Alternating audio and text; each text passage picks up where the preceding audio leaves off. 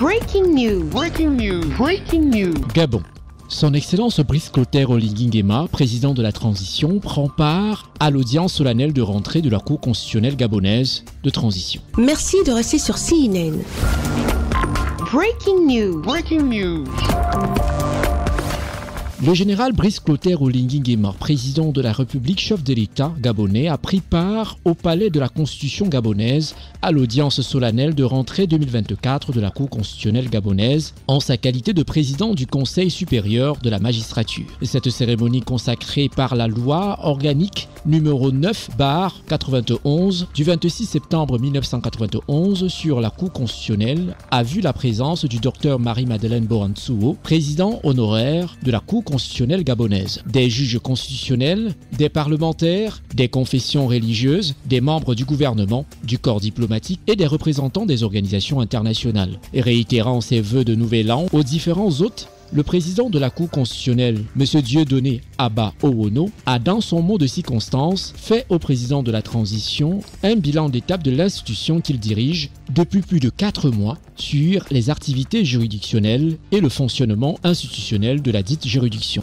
Ainsi, elles ont été ponctuées par une trentaine de décisions rendues par la Cour constitutionnelle relatives aux requêtes émanant des citoyens et des partis politiques. L'affermissement de la démocratie et la consolidation de l'état de droit sont, entre autres, les missions essentielles dévolues à la Cour constitutionnelle.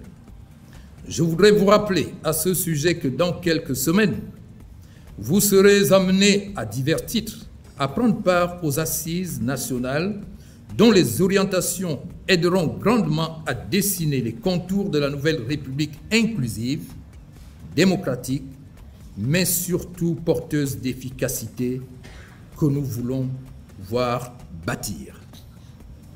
Ayez à l'esprit les acquis, mais également les faiblesses des résolutions de notre conférence nationale de mars et avril 1990. Si les futures élections générales avec leurs calculs politiciens sont, comme en 1990, en ligne de mire des acteurs politiques classiques, que le plus grand nombre d'entre vous n'oublie jamais d'où nous venons et vers quel abîme avons-nous failli être précipités, de manière à avoir, sous la forme d'un bréviaire, la formule triviale qui suit.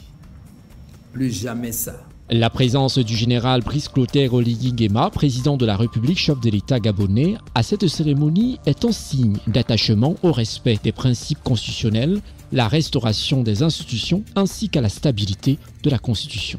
Que vous tous, futurs animateurs de ces assises, ne perdiez jamais de vue qu'il nous faut, loin du tumulte des émotions, des pressions extérieures ou du banal mimétisme, puiser dans nos racines profondes afin de valider le modèle le mieux à même de nous préserver de toute déchéance pour les prochaines décennies.